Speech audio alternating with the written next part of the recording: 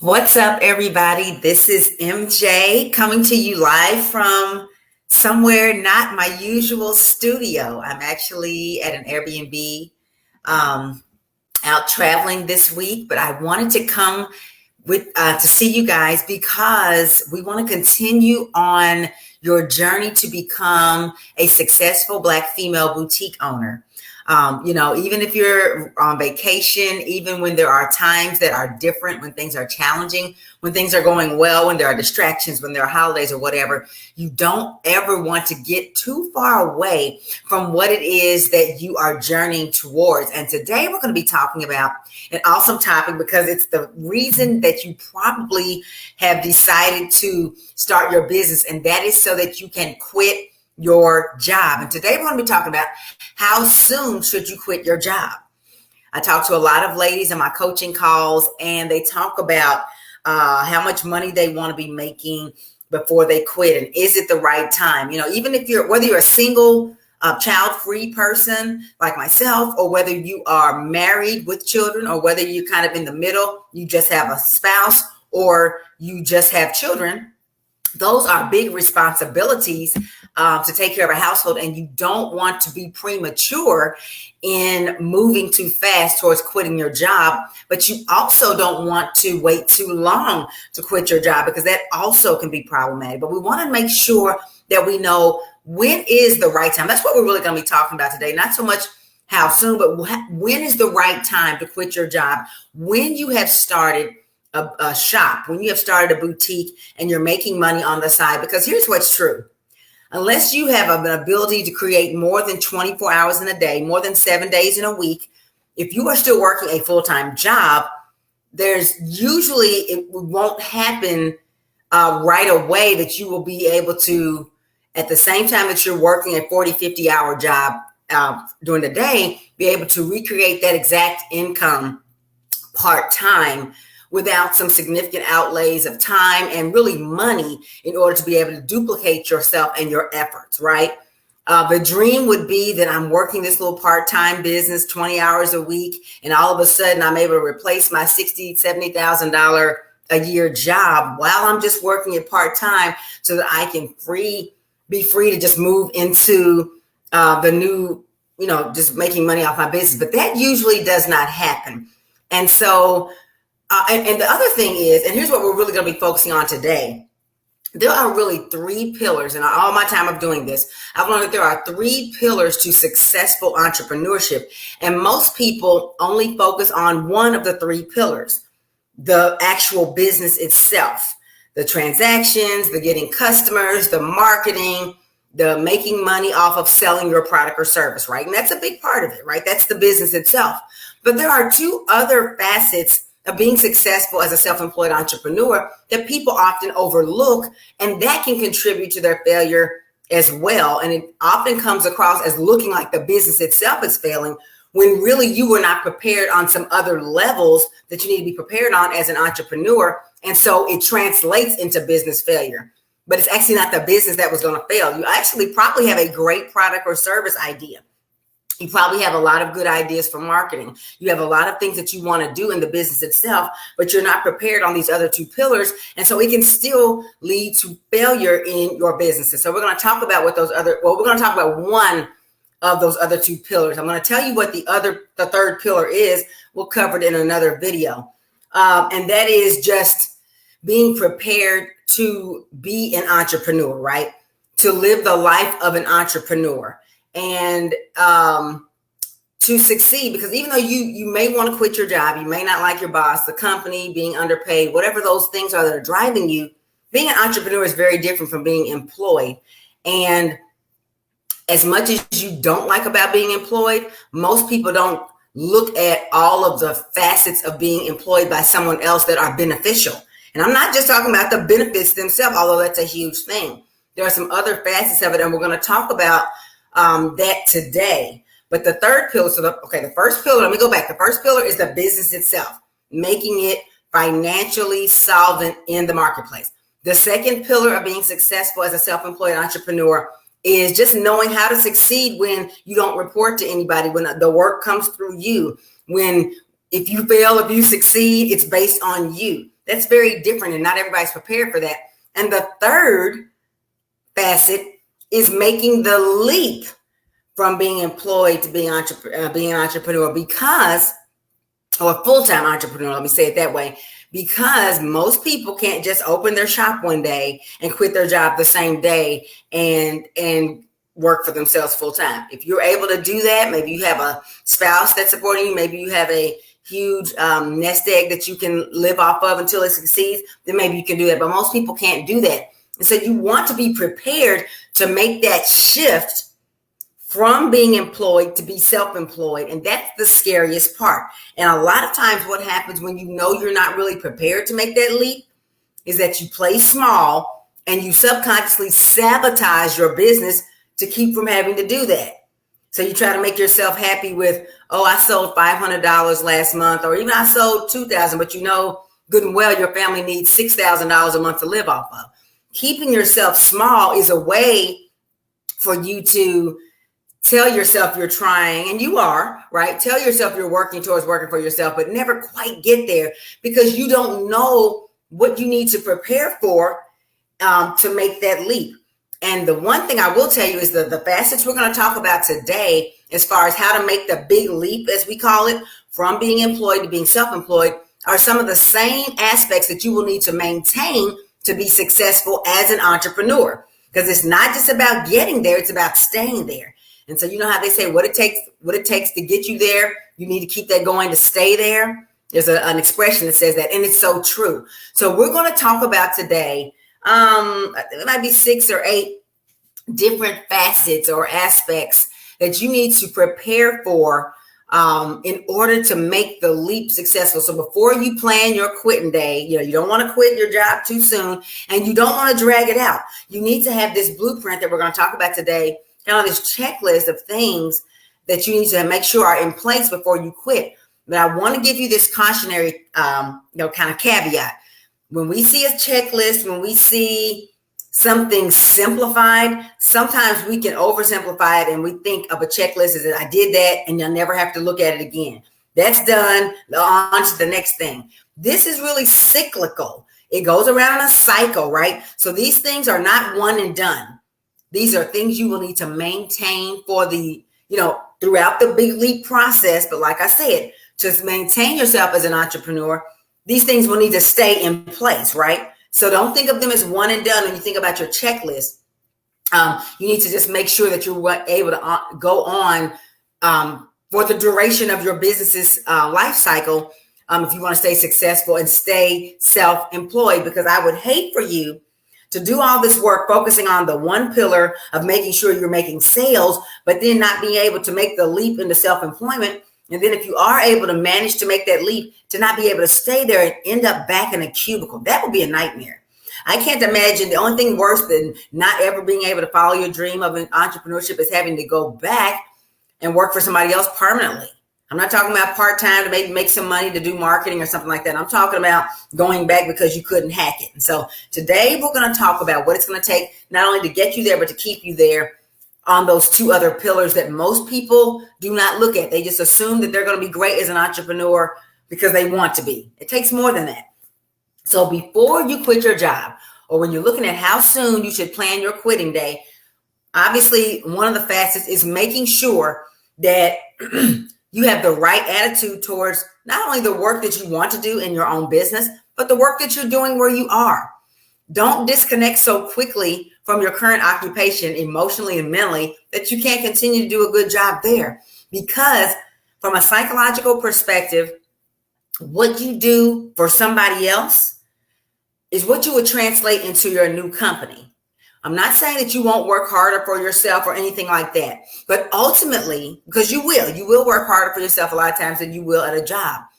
But the company that you create, which if you're going to make it to the 6 or 7 figure level, will eventually involve employees and a lot of external peripheral relationships with other companies and partners. The climate and the culture that you maintain for yourself as an employee, you will duplicate over there. And I know we think we're going to do all these great things when we get to where we want to be or when it's time to make our leap. But ultimately, you will recreate what you have been trained and programmed to already do. The same culture, the same mentality towards work, the same attitudes. And so you want to make sure that you maintain a positive attitude, not only towards what you're doing in your business, but also what you're doing in your job.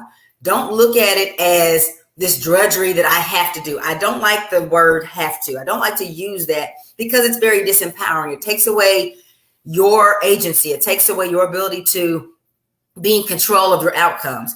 I like to say better than have to is I get to. And even stronger than that is I choose to. I choose to go to work this Monday morning. It's beautiful. I'm alive. I'm blessed to have a job. And you go into it with this idea that for the time I'm here, I'm going to be the best employee. So they will be sorry when I leave.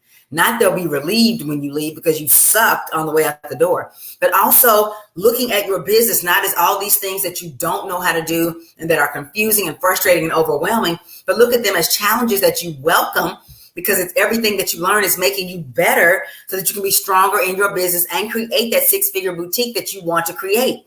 Don't look at it as this, I've got to do this, I've got to do that. Look at everything as something you're excited to learn. Because the more you know about your business and the less that you are blindly dependent on other people to do, the better those facets of your business can be. Because the people who delegate, not because they just don't have time to do it, but because they don't know how, that puts you in a precarious position because now if things are going wrong, you don't even have a perspective about what to do to fix it. You have to depend on the accountant, the lawyer, the whatever to give you everything because you have no idea. Or even if it's something that you don't delegate out, but you see it as this, oh God, I have to do this thing. If that's how you look at your business while it's still part-time, imagine multiplying that times 50 or 60 hours a week or more, right? So having that occupational wellness, we're really talking about facets of wellness that you need to have in place before you quit your job. You need to have the right perspective on the job while you're still there. Continue to work as if you're never leaving. Continue to work as if you want to move up in that company. And then as you look at your business, look at it as a thing of joy. Everything you're doing, be very present and in the moment for the things that you're getting to do in your business because it is a blessing, right? The next thing, and these aren't in any particular order, but you need to have all of these things in place before you quit your job. Normally people focus, somebody just called me on my notes. Normally people focus on the financial side of their business because, like I said, that's usually the reason why you are, that's the reason why you are starting your business, right? Is to make money. But you also have to make sure that you have money in place to make your big leap, right? And obviously we know the income has to be there. However, you want to be very judicious about how you look at what it's going to take for you to make the big leap. Because like I said at the beginning, most people cannot replace, depending on how much or how little money you make at your day job, you might not be able to recreate that income in a part-time business, especially while you're working it by yourself. But that doesn't mean you can't leap. That doesn't mean, in other words, if you make $80,000 a year, that does not mean that you need to be making $80,000 a year in your boutique before you can leave, right? Because again, entrepreneurship is a risk. It is a leaping out of the safety net. And so you don't want to be looking for this place where I hear people talk to me on coaching calls about being comfortable and being safe. And I'm like, entrepreneurship is not about comfort or safety. If you're looking for that, keep your job. It is not about that. There has to be a place where you're risking.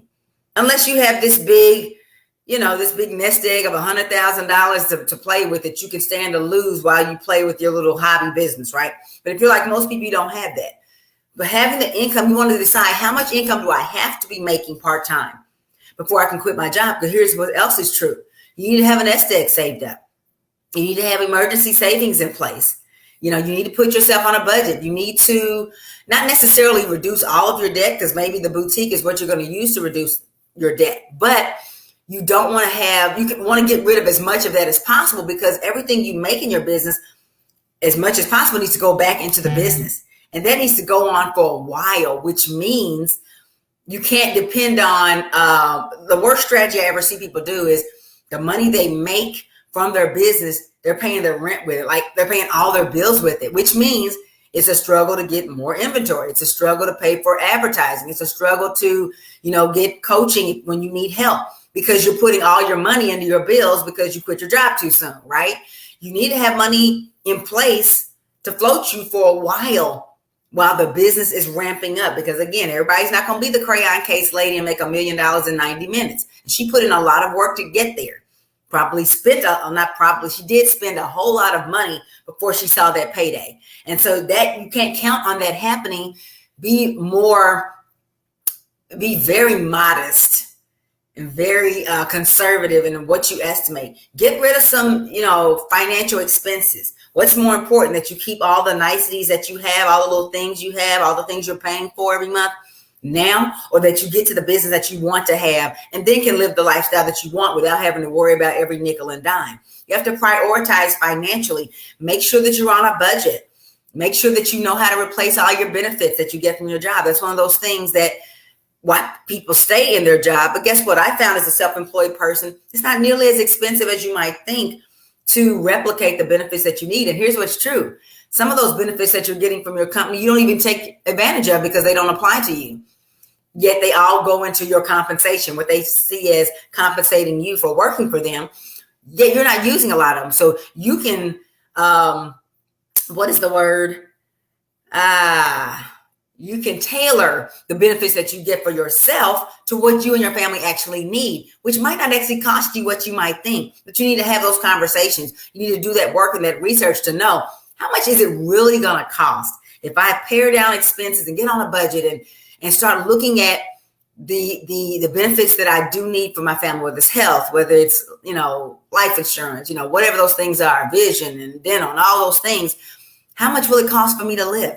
A lot of people that claim they're going towards entrepreneurship full time have no idea what it will cost to do that. And that's why they're flying blind, staying small, or making the leap too soon and falling flat on their face. So the financial aspect is so important. And it's not just about how much money the business makes, but it's preparing you and your family so that even though there will be some risk involved, you don't want to completely jeopardize and self-sabotage because you weren't prepared, right?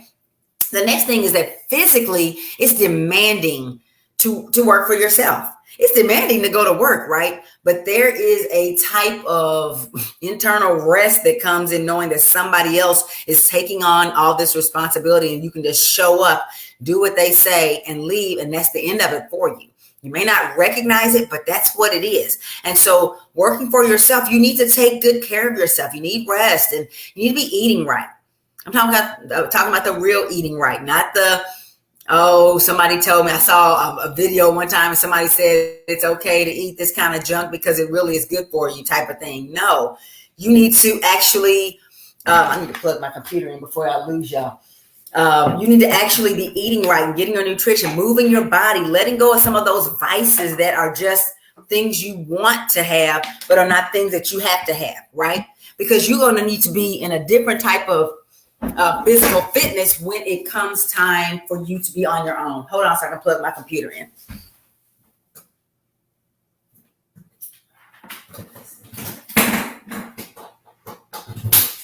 Okay, here I'm back.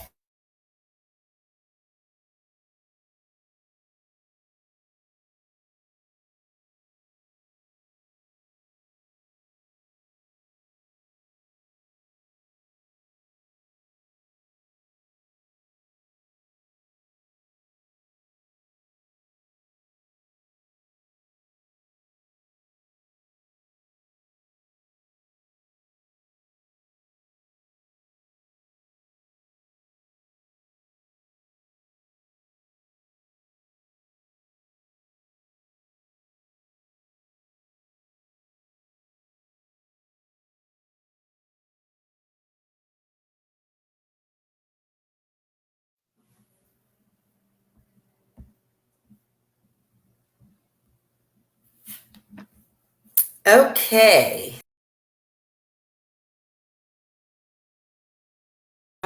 So apparently I was not fast enough and I did not plug the computer in quick enough. Anyway, talking about taking good care of yourself, you have to be in a place where you've already created the habits of taking care of your body right? Before you decide to quit your job, because once you do, the stress you're going to be under is going to be enormous. The way you're going to tax your body working maybe longer hours sometimes. You still need to get your rest because you do better with rest. But, the physical demands are going to be tremendous, and you want to be ready for that before you get there. We don't want to wait till we get into this better place we want to go to and then think we're going to develop all these great habits and do all these things. You're not going to. You're going to continue with what you've been doing, yet you're going to be in a different league. And so what you could do and get by with while you were working from a physical perspective, maybe you're not taking as good care of yourself, you're going to really damage your health once you go self-employed. And that also kind of ties into as well, not only the physical, but also the emotional. So I talk about this one a lot, the emotional benefits of having a job, because you do have the peer support from your coworkers and the feedback loop from the person that you report to. You do have a certain level of them managing your time because they tell you when to come and when to go. Even whether it's you work 8 to 5 or whether it's you come in between these times and these times. They give you those barriers, they give you those parameters. And so that's less that you have to manage because they're kind of guiding that. And you take that for granted until you become a self-employed entrepreneur. Then you recognize that the coping mechanisms that you have of being able to cruise by your coworker's desk or, pull your coworker over by the water cooler, as they say, and talk about things, or have a performance evaluation where somebody's telling you how well things are going and what you can improve on. All of those help to stabilize you emotionally. And without that, it can be very disconcerting. It can be very, it can just throw you completely for a loop when you have to manage your own stress. Time management is a big one for self-employed people, especially if, like me, you work in your home. Like, it's easy to let things get out of hand and never be off from work and lose that time with family, lose that time to yourself. The emotional place that you need to be in before you quit your job.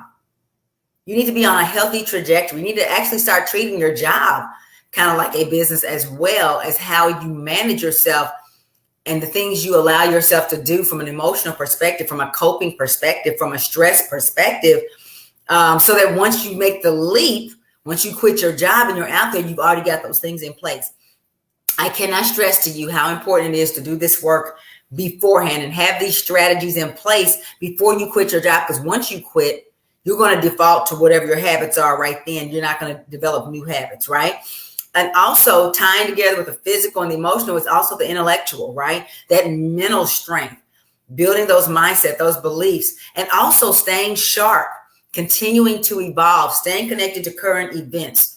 Again, once your boutique is full-time, it's easy to just be like, this is all I've got. This is what I'm doing. I'm leaning in. And yes, leaning in is a good thing, but only to a certain perspective. You still need to stay connected to the world around you. You still need to stay mentally strong. And sometimes your mental strength is not directly related to what you do in your boutique, in your shop, right? Sometimes it's whatever you did.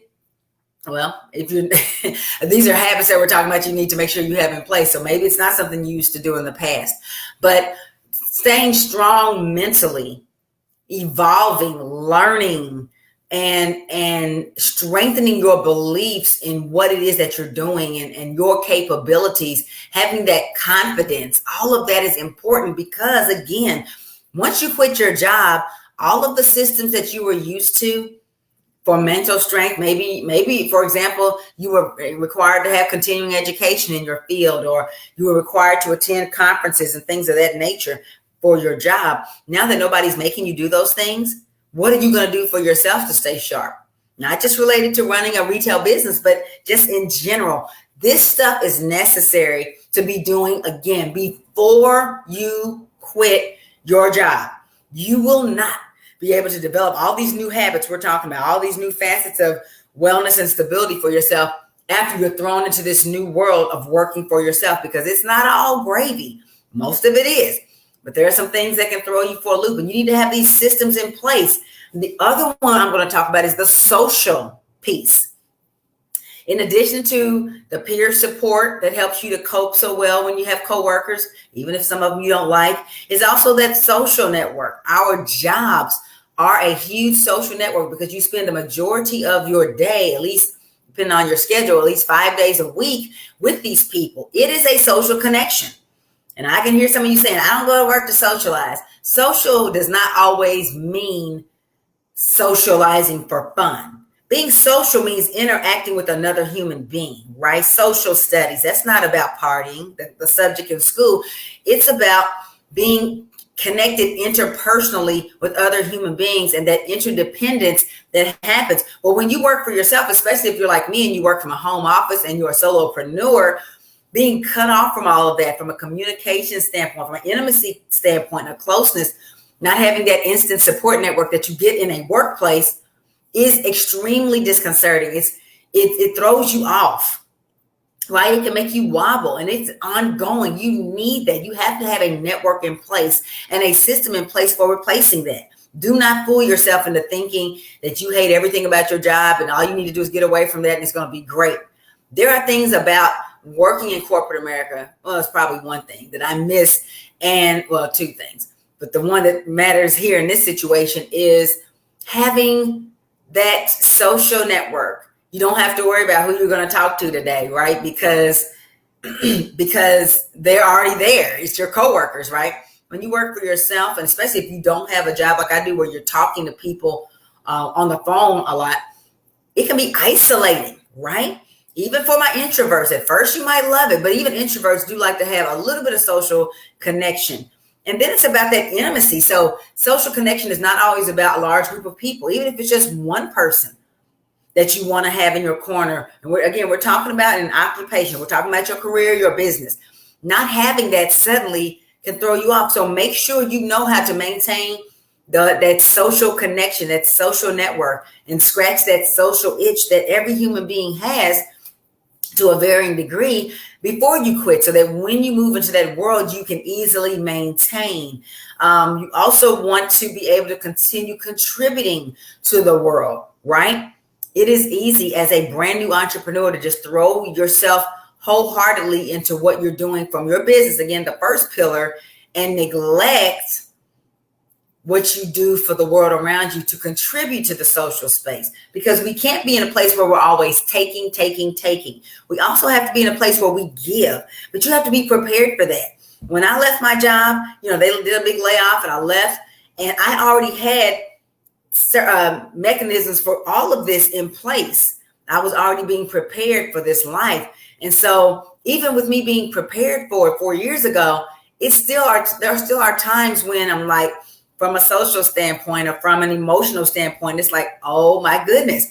Fortunately, I have the networks and the strategies in place, and I know exactly what to do to bring myself back to it. But like I said, this is ongoing.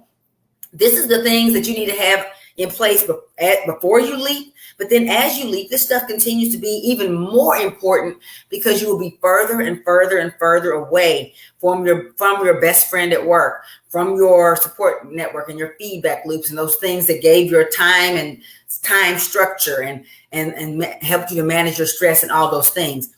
And so these facets that we've been talking about are so important. And the last one is environmental, your atmosphere, your surroundings, whether it's in a home office, whether it's in a space where you keep your inventory stored, whether it's a rented space.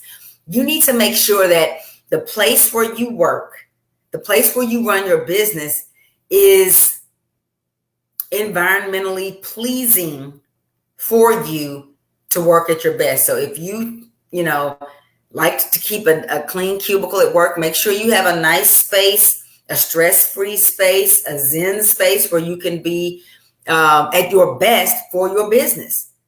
Don't just operate your business from the couch unless that's literally the only space, and maybe your place is small. Carve out, no matter how small your place is, carve out a space for you to do this, to make it special, where you can leave that space and you're leaving your business to come and be the person that you are, because you don't want to just be your business 24/7. That will turn it into a job that you own, and eventually into a job that owns you. And that's not why you're leaving your job. You're not quitting your job to create a job that you will end up resenting. Because I promise you, even if the money does come, you will resent it. Because there's a lot of new entrepreneurs and long-term entrepreneurs who have the money, but they don't have the freedom or flexibility to enjoy the lifestyle, right? Or they don't like what they do. They're just doing it because it's the thing that makes money, but it's not the thing that they wanted to do in their spirit that was going to contribute to the world and making it a better place. You have to make sure that you just don't chase the money, which is why people focus on the business by itself. You also want to chase having the freedom and flexibility that you want, the lifestyle, and also to be able to contribute back to your fellow man and be proud of what it is that you do, right? So having the right mindset towards the work you're doing and the financial pieces in place beforehand, the physical, emotional, social, and intellectual wellness, that needs to be in place as well as having the right environment. And then spiritually, whether you are a religious person or not, whether you're a Christian, Buddhist, Hindu, Muslim, whether you are agnostic, atheist, I'm not an expert on any of those except for Christianity. However, spiritually, having meaning towards your life and understanding your purpose, your values, having balance, valuing solitude when you need it to recharge, whether that's often or not as often. That's all part of spirituality, right? And you want to make sure that that is in place as well. In other words, what I'm saying is there's more to getting yourself ready to quit your job than building the boutique itself. That's what everybody focuses on. But there are these other aspects of it, of making the leap and then of continuing as an entrepreneur successfully that are just as important, if not more important than the business itself. But if these things are ignored, you will have a job that you own, right? You have a boutique, you'll have your name out there. You might be selling, you might actually be making a lot of money, but you won't get the same feeling from doing it that you are expecting right now while you're looking forward at it and saying, ooh, when I get to that place, ooh, when I'm making $100,000 a year or even $80,000 a year, things are going to be different for me. Guess what? If you don't do the preparation that I talked about today, it won't be different. It'll just be that you work for yourself and not for your previous boss. But now you've brought all these extra problems in with it. And so you don't enjoy it. And I don't want that for you. I don't want you to spend all this time and money building a business, building a boutique, only to take the same problems that you have at your job into your business. But now you've got the added weight and responsibility of being in charge. It's a lot. It can be great or it can suck. And I don't want you to spend all this time and money focusing on the boutique and throwing thousands of dollars into inventory and websites and all of that. Not having a strategy for that, but then also not having a strategy for making your big leap and choosing the right time to quit your job, because you can screw that up. You can. You can leave too soon and you can wait too long to leave and miss your opportunity. And things go stale, they go sour, and then you just kind of always doing a part-time business for 20 years. And I don't want that for you, and that's not what you want for yourself. And so if you need help making sure that you implement what turned out to be these 8 facets of making your big leap from employment to self-employment, and you need help in implementing this in your life and in your business, you don't want to waste time trying to figure it out on your own and hoping for the best and crossing your fingers, just hoping it happens, because it doesn't just happen. You have to be intentional about it. And let's face it, most of this you probably have never heard. When they talk about a business plan, they don't talk about this. That's why I hate business plan templates. They don't even include everything you need. They're not telling you how to go into full-time self-employment. They're just telling you how to apply for a bank loan and qualify with a business plan, or how to maybe get started a little bit, but not really have the strategy that's going to help you to be there full-time for your business and really live the life that you want.